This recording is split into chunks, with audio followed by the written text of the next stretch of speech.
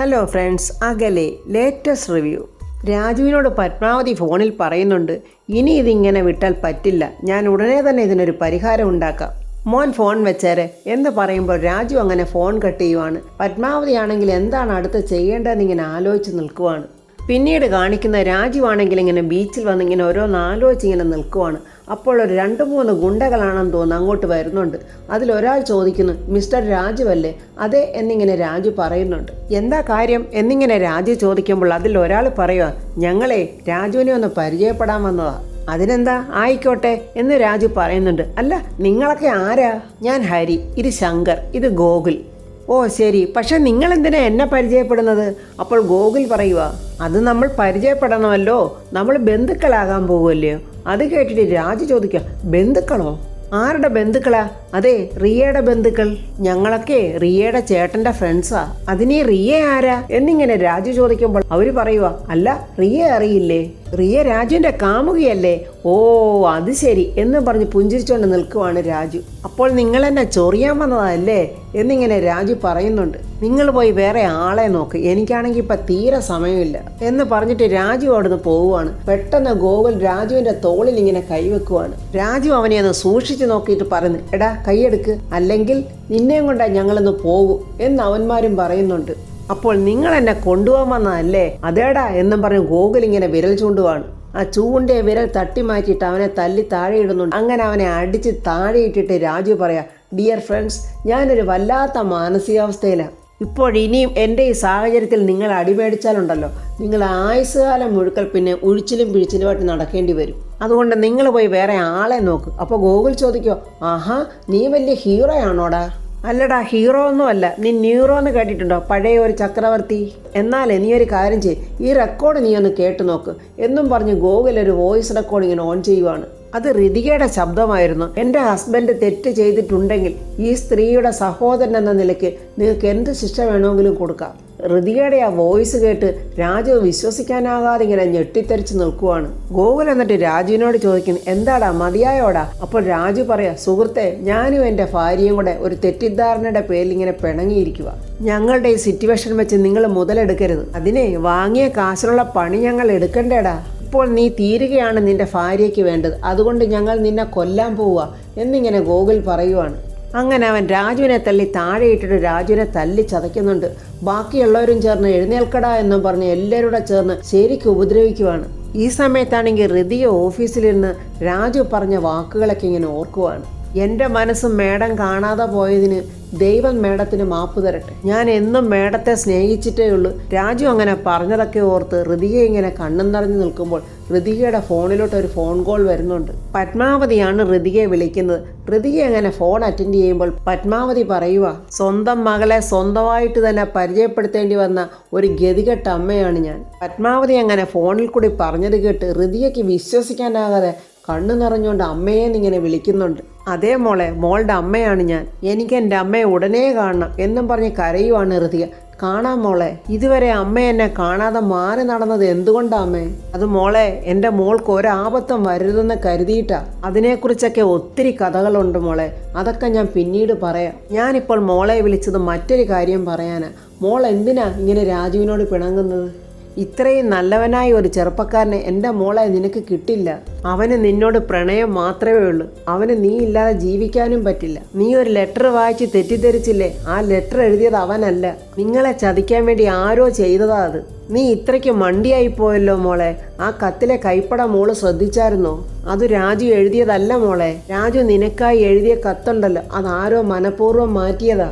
അമ്മ, അത് രാജു കത്തെഴുതി നേരിട്ടാ എനിക്ക് തന്നത്. അത് മോളെ ചതിയാണ്. ഏതെങ്കിലും ഒരു ഭർത്താവ് തനിക്കൊരു ഭാര്യയോ കാമുകയോ ഉണ്ടെന്നും പറഞ്ഞ് കത്തെഴുതി തരുമോ?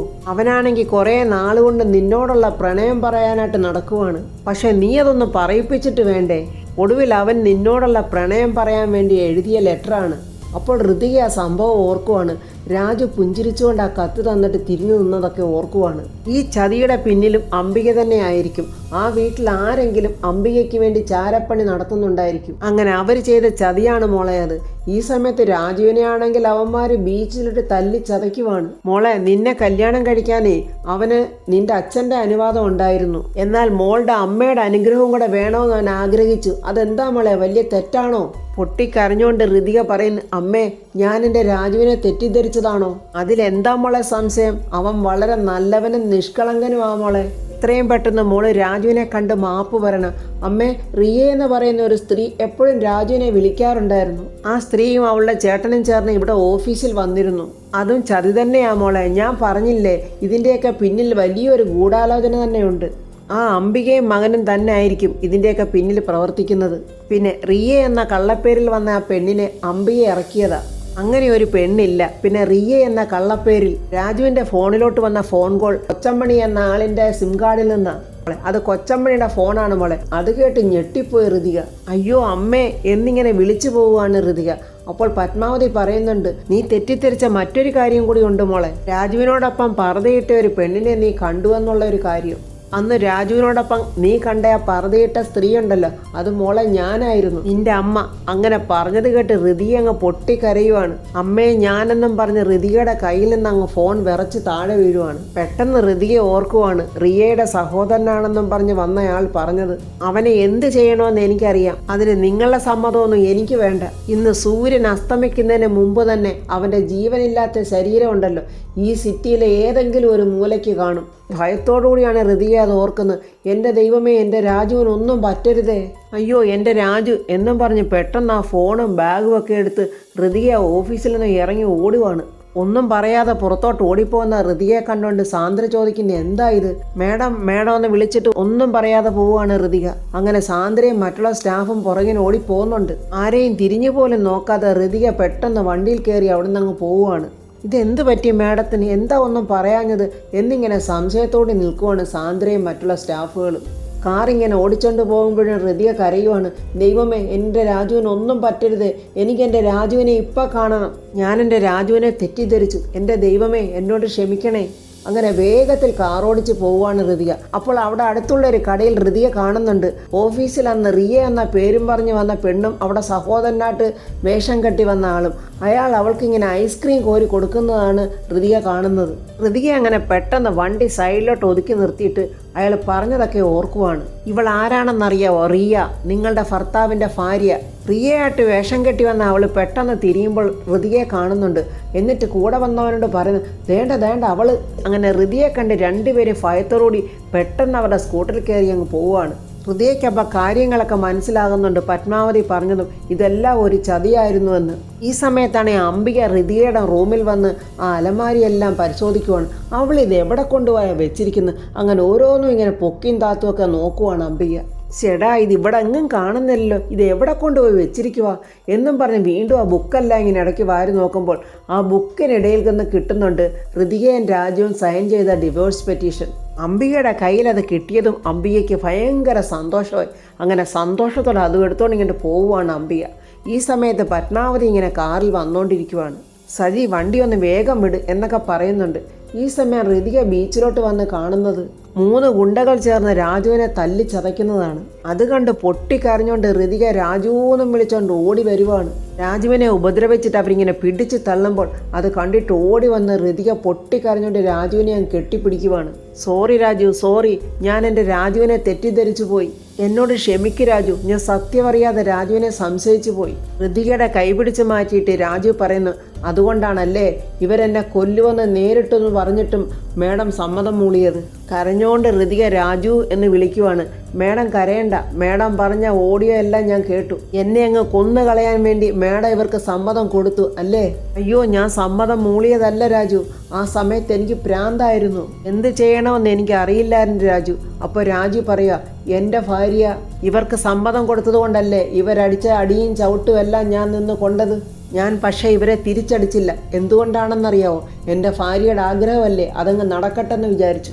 അയ്യോ എൻ്റെ രാജു, എനിക്കറിയാതെ പറ്റിപ്പോയതാ. അതൊക്കെ സാരമില്ല മാഡം, എനിക്ക് ആരോടും പരാതിയോ പരിഭവമോ ഒന്നുമില്ല. എൻ്റെ ഭാര്യയുടെ ആഗ്രഹം ഞാൻ ചത്ത് കാണണമെന്നല്ലേ, അപ്പോഴത് തന്നെ നടക്കട്ടെ. കരഞ്ഞോണ്ട് ഹൃദയ രാജു എന്ന് വിളിക്കുവാണ്. രാജു അപ്പോൾ ഗുണ്ടകളോട് പറയുന്നു, എടാ നിങ്ങൾ എൻ്റെ ഭാര്യയുടെ അനുവാദത്തോടുകൂടിയല്ലേ എന്നെ തല്ലുന്നത്? എൻ്റെ ഭാര്യയുടെ ആഗ്രഹം സാധിച്ചു കൊടുക്കുന്ന ഒരു ഭർത്താവാടാ ഞാൻ. ആ ഗുണ്ടകളിൽ ഒരാളുടെ ഷർട്ടിനിങ്ങനെ കുത്തിപ്പിടിച്ചിട്ട് രാജു പറയാ, എൻ്റെ പെണ്ണിൻ്റെ ആഗ്രഹം നടപ്പിലാക്കാൻ വേണ്ടി എന്നെ കൊല്ലണമെന്ന് പറഞ്ഞില്ലേ? കൊല്ലടാ, എന്നെ കൊല്ല്. ഞാൻ പ്രണയിക്കുന്ന എൻ്റെ പെണ്ണ് എന്നെ കൊല്ലാൻ പറഞ്ഞില്ലേ? എന്തിനാടാ ഞാൻ ഇനി ജീവിച്ചിരിക്കുന്നത്? ഒരു നിമിഷമെങ്കിൽ ഒരു നിമിഷം ഇവളെൻ്റെ മരണം ആഗ്രഹിച്ചില്ലേടാ? കൊല്ലടാ എന്നെ. എൻ്റെ പെണ്ണിൻ്റെ ആഗ്രഹം നടപ്പാക്കണ്ടേ? എന്താടാ കൊല്ലാത്തത്? എന്താടാ നീ നോക്കി നിൽക്കുന്നത് എന്നൊക്കെ രാജു പറയുമ്പോൾ ഹൃദയ കരഞ്ഞോണ്ട്, രാജു പ്ലീസ് പ്ലീസ് രാജു. അപ്പോൾ രാജു വീണ്ടും അവന്മാരോട് പറയുന്നു, എടാ നീയൊക്കെ കൊല്ലാനല്ലേടാ വന്നത്? കൊല്ലടാ, കൊല്ലെന്നെ. ഇവളെ ഞാൻ പ്രണയിച്ചു, എൻ്റെ മനസ്സ് നിറയെ ഇവളെ ഞാൻ കൊണ്ടു നടന്നു. അതാടാ ഞാൻ ചെയ്ത തെറ്റ്. പക്ഷേ ഇവളോടുള്ള എൻ്റെ പ്രണയം എനിക്ക് തുറന്നു പറയാൻ പറ്റിയില്ല. അതൊന്നു മാത്രമാടാ ഞാൻ ചെയ്ത തെറ്റ്. കൊല്ലടാ എന്നെ, കൊല്ല്. അങ്ങനെ അവരെയൊക്കെ അങ്ങോട്ട് പിടിച്ച് തള്ളിയിട്ട് രാജു ഒരു ഭ്രാന്തനെ പോലെ പറയുക, വാടാ ഇങ്ങോട്ട് എന്നും പറഞ്ഞ് രാജു അവരുടെ നേരെ അങ്ങോട്ട് ചെല്ലുവാണ്. അപ്പോഴാ ഗുണ്ടകളിൽ ഒരാൾ പെട്ടെന്നൊരു കത്തിയും എടുത്തുകൊണ്ട് രാജുവിൻ്റെ നേരെ ഇങ്ങനെ ഓടി വരുവാണ്. അത് കണ്ട് ഭയന്ന് നിലവിളിച്ചുകൊണ്ട് നിൽക്കുവാണ് ഹൃതിക. പത്മാവതി ഇങ്ങനെ വന്നുകൊണ്ടിരിക്കുവാണ്. കാറ് കുറച്ചുകൂടെ വേഗത്തിലൊന്ന് ഓടിക്ക് സജി എന്നൊക്കെ പറയുന്നുണ്ട്. മാഡം വണ്ടി മാക്സിമം സ്പീഡിലാണ് ഓടിക്കുന്നത് എന്നിങ്ങനെ സജിയും പറയുന്നുണ്ട്. പത്മാവതി പെട്ടെന്ന് എസ് പിയുടെ ഫോണിലോട്ട് വിളിച്ച് പറയുന്നു, മാഡം ഒരു പ്രശ്നം പറയാനാണ് ഞാൻ വിളിച്ചത്. അങ്ങനെ കാര്യങ്ങളൊക്കെ വിശദമായിട്ട് എസ് പിയോട് പത്മാവതി പറയുന്നുണ്ട്. അങ്ങനെ പത്മാവതി പറഞ്ഞതെല്ലാം കേട്ടിട്ട് എസ് പി പറയുന്നുണ്ട്, നിങ്ങൾ ഫോൺ വെച്ചോ. ഈ സമയത്ത് ഗോകുലാണെങ്കിൽ കത്തിയുമായി രാജുവിനെ കുത്താനായിട്ട് വരുമ്പോൾ ഹൃതിക പെട്ടെന്ന് രാജു എന്നും വിളിച്ച് കരഞ്ഞുകൊണ്ട് രാജുവിൻ്റെ മുന്നിൽ കയറി നിൽക്കുവാണ്. തൊട്ടു പോകരുത്, എൻ്റെ രാജുവിനെ ഒന്നും ചെയ്യരുത് പ്ലീസ് എന്നൊക്കെ ഇങ്ങനെ ഹൃതിക കരഞ്ഞുകൊണ്ട് പറയുവാണ്. മാറി നിൽക്കടി അങ്ങോട്ട്, നീ അല്ലേടി ഇവനെ കൊല്ലാൻ ഞങ്ങൾക്ക് അനുവാദം തന്നത്? അത് കേട്ടില്ലേ ഹൃതിക പറയാം, നീ മാറി നിൽക്ക്, അല്ലെങ്കിൽ ഞാൻ പോലീസിനെ വിളിക്കും. പിന്നെ നിന്റെ ഒരു പോലീസ്, ഇവനെ തീർക്കാനാ ഞങ്ങളുടെ കൊട്ടേഷൻ. അങ്ങനെ ഗോകുലിൻ്റെ നേരെ വിരൽ ചൂണ്ടിയിട്ട് ഹൃതിക പറയുന്നു, എൻ്റെ രാജുവിന് നീ തൊട്ടു പോകരുത്, അങ്ങോട്ട് മാറി നിൽക്കടി എന്നും പറഞ്ഞാൽ ഗോകുല് ഹൃതികയുടെ മുടിക്ക് ചുറ്റിപ്പിടിച്ച് അങ്ങോട്ട് പിടിച്ച് തെള്ളുവാണ്. ഹൃതിക അവിടെ അങ്ങ് വീഴുവാണ്. അത് കണ്ടിട്ട് രാജു മേഡം എന്നും വിളിച്ച് ഓടിച്ചെന്ന് ഹൃതികയെ പിടിച്ച് എഴുന്നേൽപ്പിക്കുവാണ്. ഹൃതിയെ പിടിച്ച് തെള്ളിയ ഗോകുലിനെ ദേഷ്യത്തോടെ രാജു നോക്കിയിട്ട് പറയുന്നു, നീ എൻ്റെ ഭാര്യയെ ഉപദ്രവിക്കുവോടാ? കത്തിയുമായി മുന്നോട്ട് വരുന്ന ഗോകുലിൻ്റെ കൈ തടഞ്ഞിട്ട് അവൻ്റെ കഴുത്തിന് കുത്തിപ്പിടിച്ചിട്ട് പറയുക, എൻ്റെ ഭാര്യയുടെ നേരെ ഉയർന്ന നിൻ്റെ ഈ കൈയുണ്ടല്ലോ, ഇനി മേലാൽ ചലിക്കരുത്. നിന്നോട് എന്നെ തല്ലാനാ പറഞ്ഞ്, എൻ്റെ ഭാര്യയെ തൊട്ടാൽ നിന്റെ കൈ ഞാൻ ഒടിക്കും. അങ്ങനെ ഹൃതിയുടെ വേഗത്ത് തൊട്ട ഗോകുലിൻ്റെ കൈ ദേഷ്യത്തോടെ രാജു തല്ലി ഒടിക്കുവാണ്. അപ്പോൾ ഹരിയും ശങ്കറും രാജുവിനെ ആക്രമിക്കാനായിട്ട് വരുന്നുണ്ട്. അപ്പോൾ അവിടെ കിടക്കുന്ന ഒരു തടിക്കഷ്ണം എടുത്ത് രാജു അവരെ രണ്ടുപേരെയും പൊതിരെ തല്ലുവാണ്. ഇതെല്ലാം കണ്ട് ഹൃതികയാണെങ്കിൽ ആകെ പേടിച്ച് വരച്ചിങ്ങനെ നിൽക്കുവാണ്. ആ ഗുണ്ടകളെ എല്ലാം രാജു തല്ലി ചതയ്ക്കുവാണ്. ഈ സമയത്താണെങ്കിൽ അംബിക ആ ഡിവോഴ്സ് പെറ്റീഷനും എടുത്ത് താഴോട്ട് വരുവാണ്. എന്നിട്ട് ഉറക്കെ ചോദിക്കുന്നു, എല്ലാവരും ഇത് എവിടെ പോയി? പ്രതാപൻ എവിടെ? പ്രതാപ, നീ ഇങ്ങോട്ടൊന്ന് വന്നേ, നിന്റെ മോളുടെ ഗുണഗണങ്ങളൊക്കെ ഒന്ന് കണ്ടേ. എന്താ ചേച്ചി, എന്താ കാര്യം എന്ന് ചോദിച്ചിട്ട് പ്രതാപൻ അങ്ങോട്ട് വരുമ്പോൾ അംബിക പറയാം, അല്ല നിന്റെ അനിയനും അവൻ്റെ പട്ടമഹർഷി എവിടെ പോയി? അവർ രണ്ടുപേരും ആണല്ലോ ഹൃതികയുടെയും രാജുവിൻ്റെയും കുട്ടിപ്പാടി സേവകർ. എന്നിട്ട് അവരെവിടെ പോയി എന്ന് പറയുന്നത് കേട്ടോണ്ട് ശേഖരനും യാമിനിയും കൂടെ അങ്ങോട്ട് വരുന്നുണ്ട്. യാമിനി പറയുന്നുണ്ട്, ഇവർക്കെന്താ ഭ്രാന്ത് പിടിച്ചോ? എന്താ കാര്യം എന്നിങ്ങനെ ശേഖരൻ ചോദിക്കുന്നുണ്ട്. എന്താ കാര്യമെന്ന് പറയേച്ചി എന്നിങ്ങനെ പ്രതാപൻ ചോദിക്കുമ്പോൾ അംബിക പറയാം, അയ്യോ സൽഗുണസമ്പന്നയായ പൊന്നുമോളുടെ സ്വഭാവ ഗുണം പറയാനെന്ന് വിളിപ്പിച്ചതാണേ, ദേ നോക്ക് എന്ന് പറയുമ്പോൾ പ്രതാപൻ ചോദിക്കുന്നു, എന്താ ചേച്ചി? അതെ ദാണ്ട ഡിവോഴ്സ് പെറ്റീഷൻ വിവാഹമോചനത്തിന് കൊടുത്തിരിക്കുവാണ്. രാജുവും ഹൃദയയും കൂടെ വിവാഹം മോചിപ്പിക്കാൻ പോവുകയാണ്. അംബിക ഇങ്ങനെ പറഞ്ഞത് കേട്ട് വിശ്വസിക്കാനാകാതെ ഞെട്ടിത്തെറിച്ച് നിൽക്കുവാണ് പ്രതാപനും ശേഖരനും യാമിനി. അംബിക ഇങ്ങനെ ദേഷ്യത്തോടെ പ്രതാപനെ നോക്കുന്നുണ്ട്. അപ്പോൾ ഫ്രണ്ട്സ്, അംബികയുടെ ഉദ്ദേശത്തോടെ നടക്കാൻ പോകുന്നില്ല. രാജുവും ഹൃതികയും സന്തോഷത്തോടെ തിരിച്ചു വന്ന് കാര്യങ്ങളൊക്കെ അവിടെ പറയുകയും ചെയ്യും. അങ്ങനെ അംബികയ്ക്കും മോനും കിട്ടാനുള്ളത് കിട്ടുകയും ചെയ്യും. കൊച്ചമ്മണിയുടെ കാര്യമാണ് അതിലും കഷ്ടം. കൊച്ചമ്മണിക്ക് ഇനി അന്തി ഉറങ്ങാൻ ഇടവില്ലാതെ കൊച്ചമ്മണി അലയാൻ പോകുന്ന റിവ്യൂമായി നമുക്ക് നാളെ കാണാം. എൻ്റെ ഈ റിവ്യൂ ഇഷ്ടപ്പെട്ടാൽ ലൈക്കും കമൻസും, സബ്സ്ക്രൈബ് ചെയ്യാത്തവർ സബ്സ്ക്രൈബ് ചെയ്യണേ.